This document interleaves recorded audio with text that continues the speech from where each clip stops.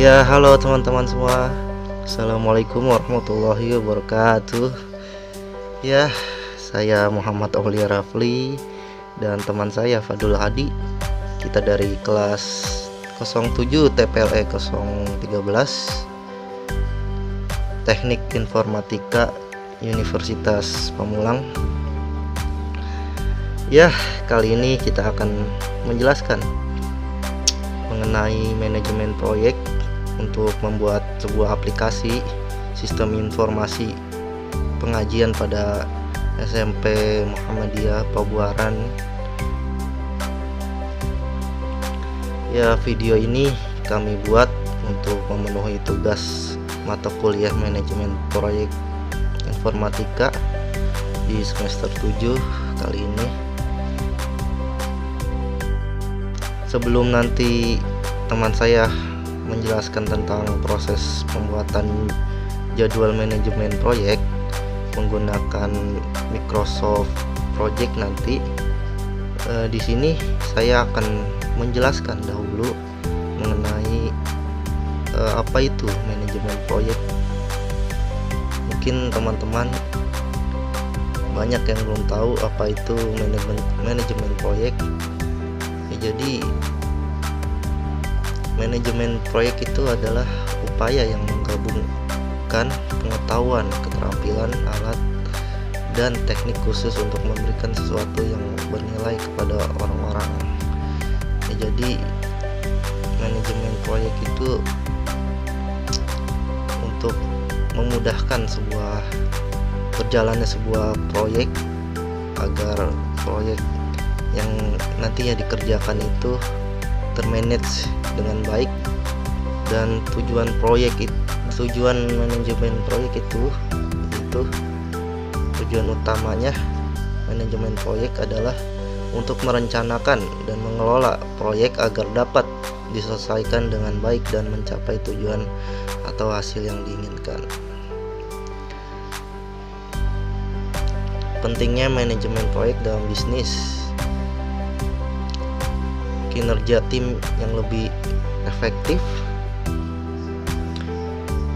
Manajemen proyek dapat membantu memastikan bahwa tim dapat menyelesaikan sehingga menjadi lebih efisien dan efektif dalam menghasilkan produk yang sukses. Terus yang kedua itu memberikan kualitas yang lebih baik.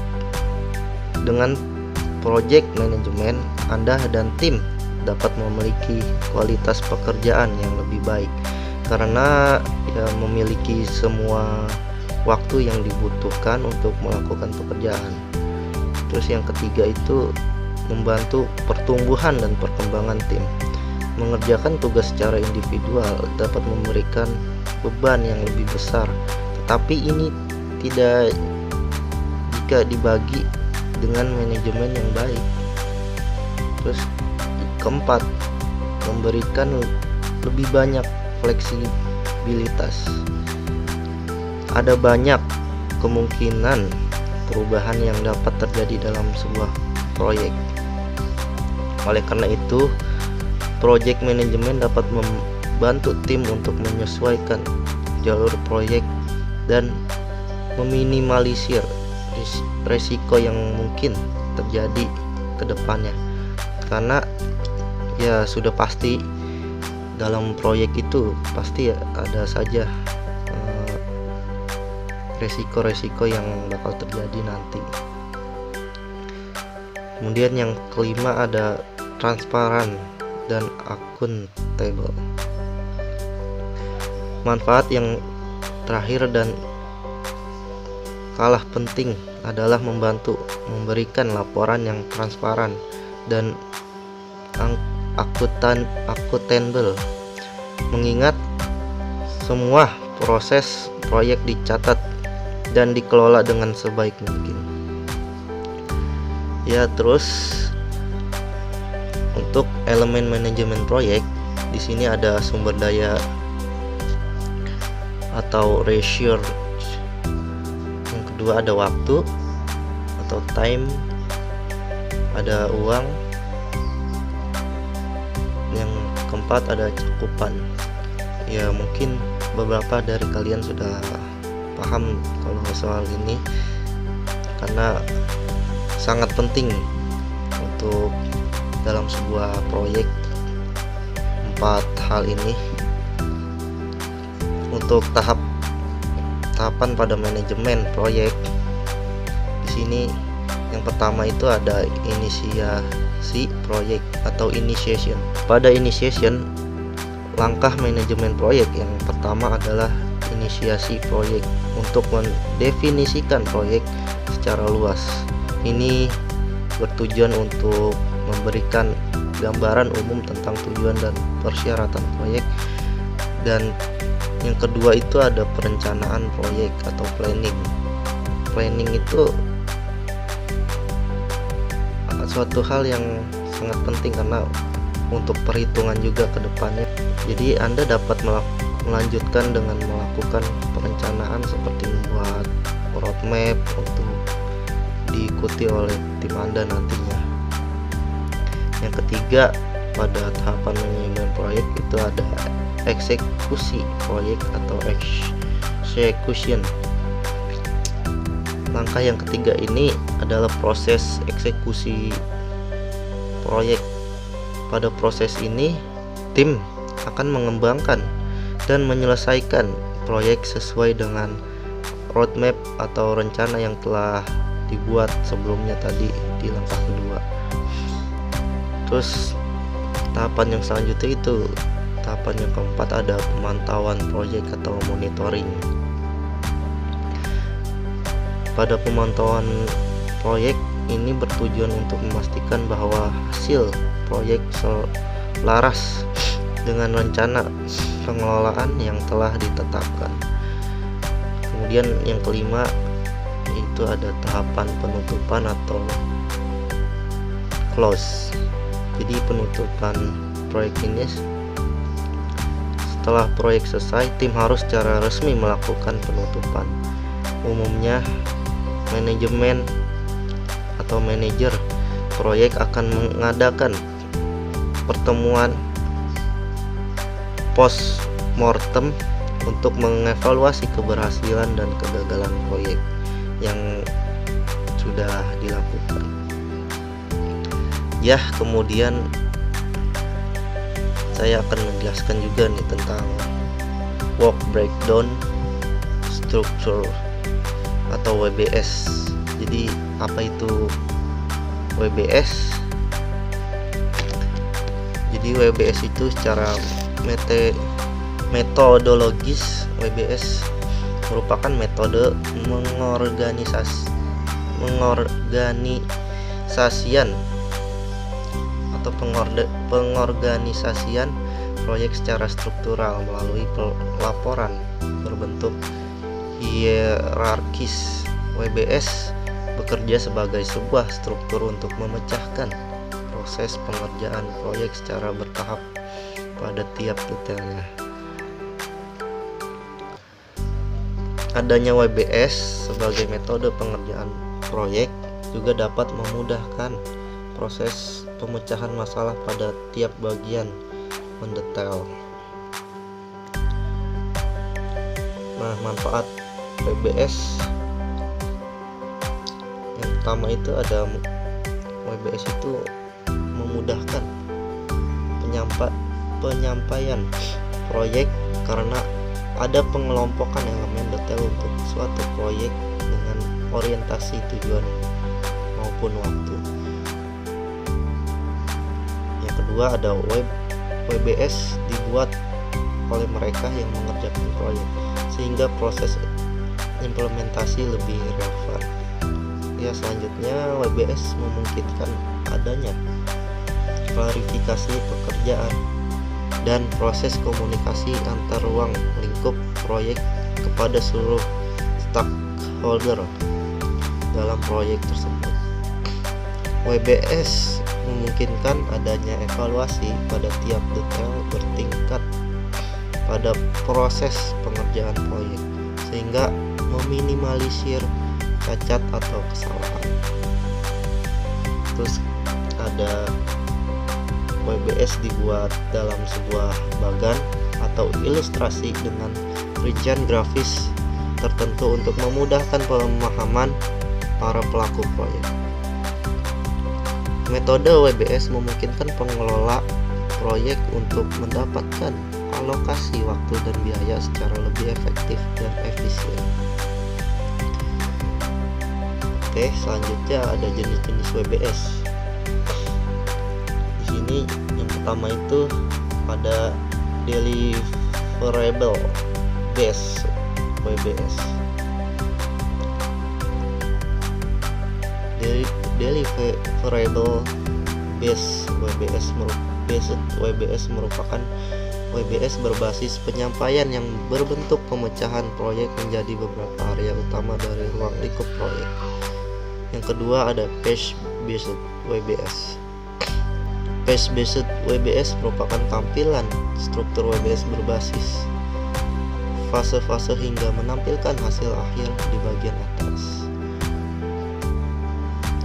Nah, untuk komponen work breakdown structures atau WBS, di sini ada deskripsi tugas, status tugas, project deliverable, biaya, dan ya itu dia penjelasan mengenai manajemen proyek dan juga WBS yang sudah saya jelaskan tadi. Dan selanjutnya teman saya Fadil Hadi akan menjelaskan bagaimana cara membuat jadwal manajemen proyek dengan menggunakan aplikasi Microsoft Project.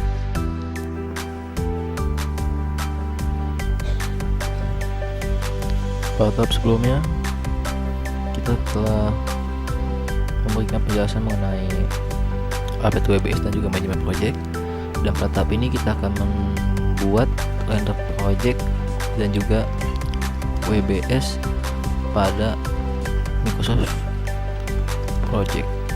Yang pertama, kita membuat kalender project.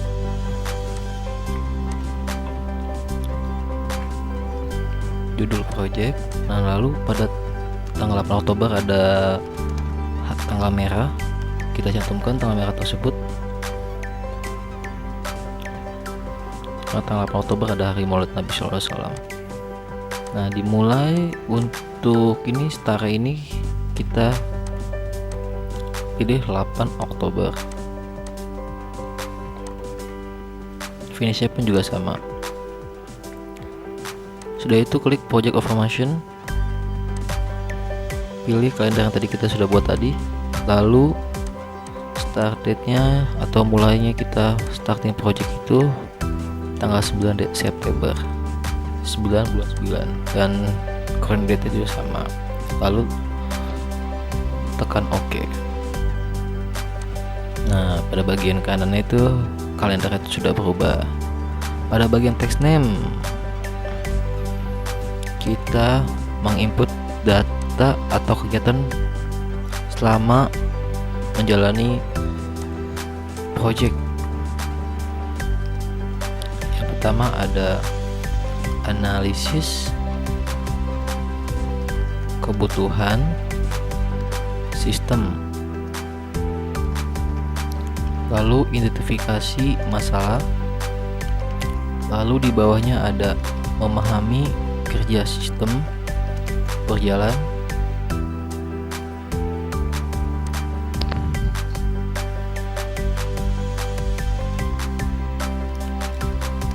lalu identifikasi kebutuhan. Jadi ini adalah di test name ini adalah kegiatan-kegiatan saat kita menjalani project atau aktivitas apa aja yang dijalankan saat project berjalan. Lalu desain mendefinisikan ruang lingkup sistem,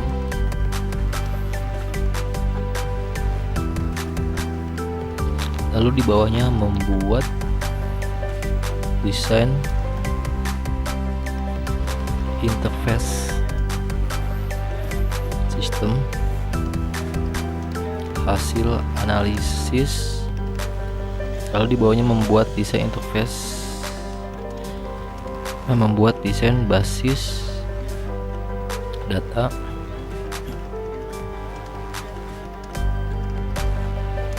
lalu membuat desain aplikasi, lalu dokumentasi desain,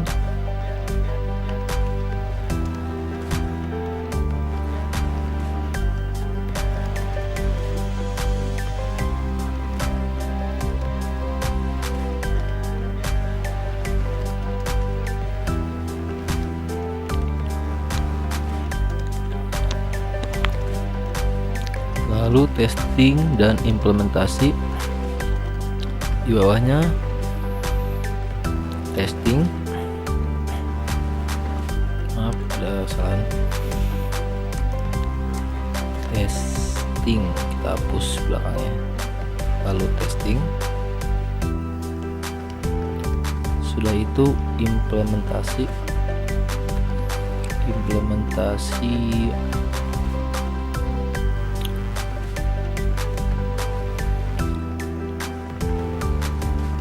lalu dokumentasi hasil uji aplikasi dan implementasi,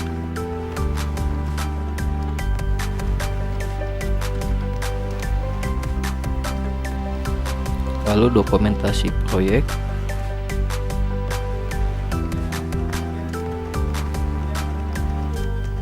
lalu user training, dan sudah itu yang terakhir pemeliharaan. Sudah kita membuat kegiatan-kegiatan apa saja yang ada dalam project untuk memisahkan atau membedakan menu dan submenunya. Kita blok, kita blocking, lalu pilih teks, lalu indent teks. Nah, sudah itu kan terlihat antara perbedaan menu dan submenunya. Lakukan hal ini sesuai dengan kegiatan atau menu dan submenu yang dibuat.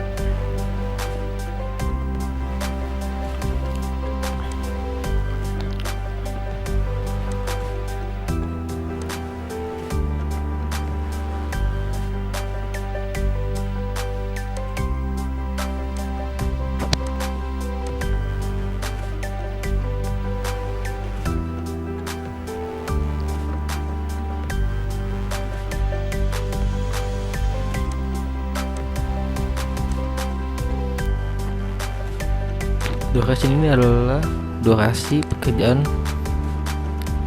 yang akan dikerjakan selama proyek berjalan. Pada sistem kita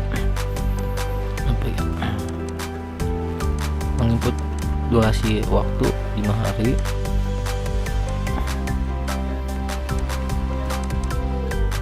Caranya itu diklik 2 kali, lalu creator schedule, durasinya dipilih sesuai dengan durasi yang ditentukan.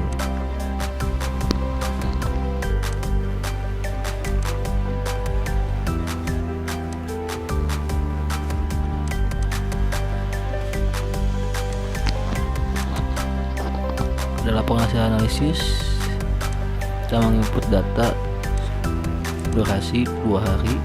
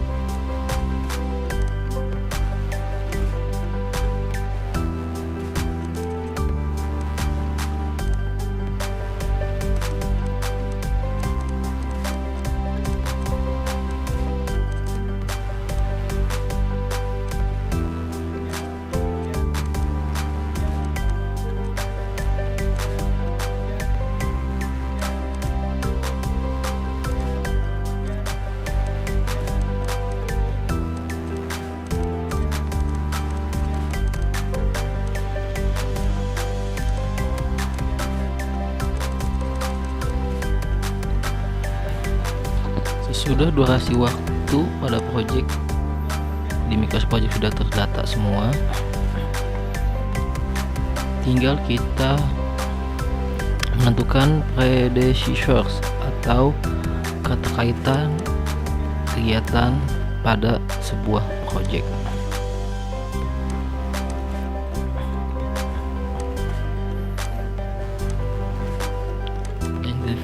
Identifikasi kebutuhan berkaitan dengan memahami kerja sistem berjalan. Laporan hasil analisis berkaitan dengan identifikasi kebutuhan karena saling berketerkaitan dengan kegiatan tersebut.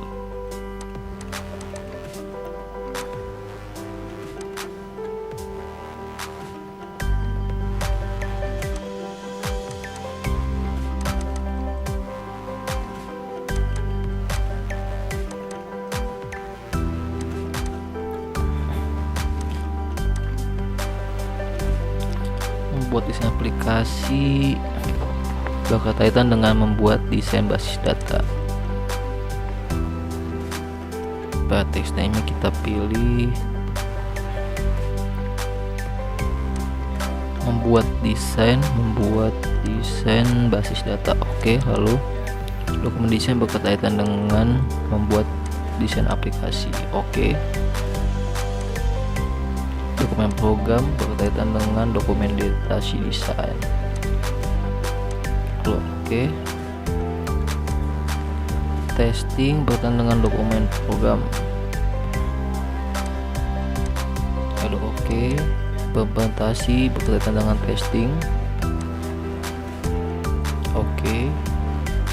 Lalu kita ke dokumentasi hasil uji aplikasi dan implementasi.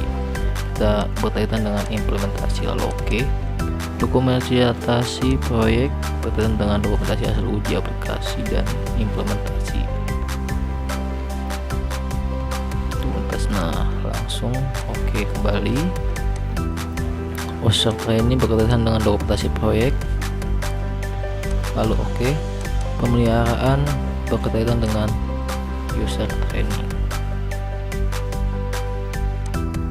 Lalu oke.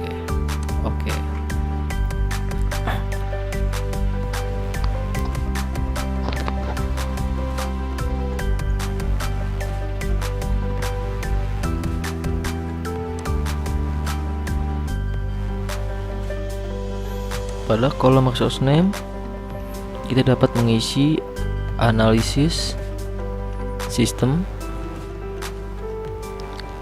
lalu desainer, lalu programmer, dan di bawahnya kita isi tester, lalu di bawahnya kita isi dokumentator,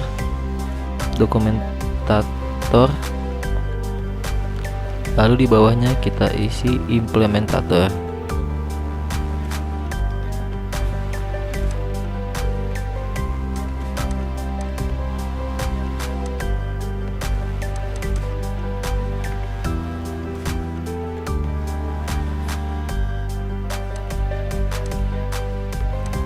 Lalu pada bagian overall rate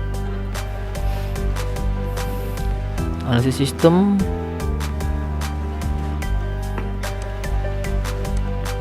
mendapatkan bayaran 850.000.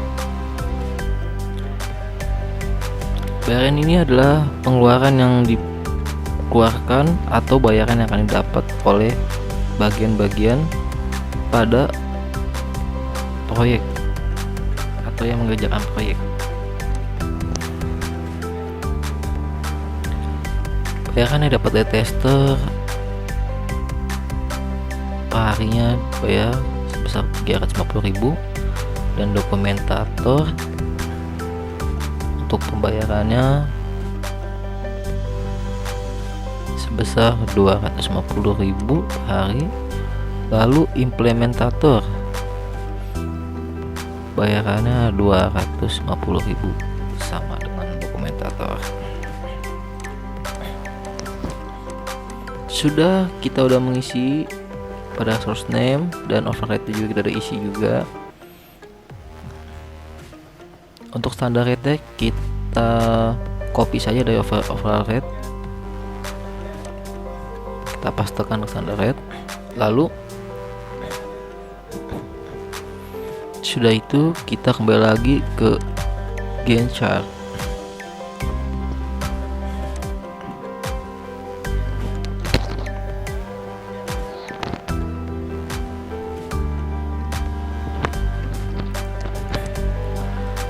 Lalu pada resource name-nya yang pada di Gantt chart, yang ada di Gantt chart, untuk identifikasi masalah, analisis sistem yang memahami dan kerja sistem berjalan, analisis sistem. Lalu identifikasi kebutuhan dipegang oleh analisis sistem. Lalu dipilih lagi berlaporan hasil analisis sistem. Untuk membuat desain interface sistem hasil analisis, yaitu desainer. Dokumentasi desain, lalu dokumentator. Pada bagian programming, coding program dilakukan atau dikerjakan pada bagian programming atau programmer. Pada dokumen program dikerjakan oleh dokumentator. Testing dan implementasi dilakukan oleh oleh tester. Bagian testing itu di tester. Implementasi di resource name-nya implementator.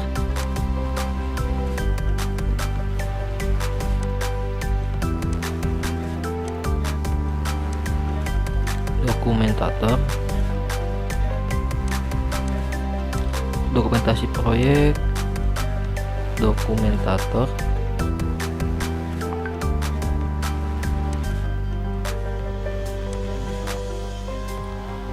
Pada bagian user training dipegang oleh tester.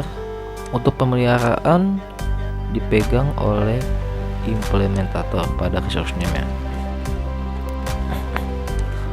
Sudah terisi semua data-data dari durasi, test name, start, finish, dan predecessor, dan juga resource name. Sudah terisi semua. Lalu kita akan menampilkan cost atau pengeluaran yang dikeluarkan atau bayaran yang akan dibayarkan untuk setiap bagian. Nah, sudah tampil. Dan inilah rincian untuk pengeluaran atau biaya yang akan dikeluarkan untuk setiap jasa yang memegang bidang-bidang yang ditugaskan. Nah, ini untuk ini kita bisa melihat pada bagian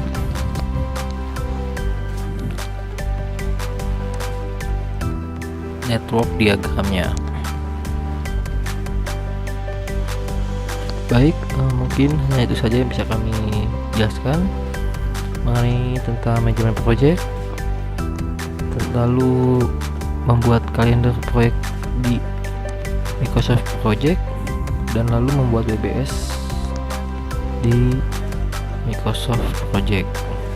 Kurang lebihnya mohon maaf jika ada tutur kata atau kesalahan dalam pembuatan video ini. Sebelumnya kami mohon maaf.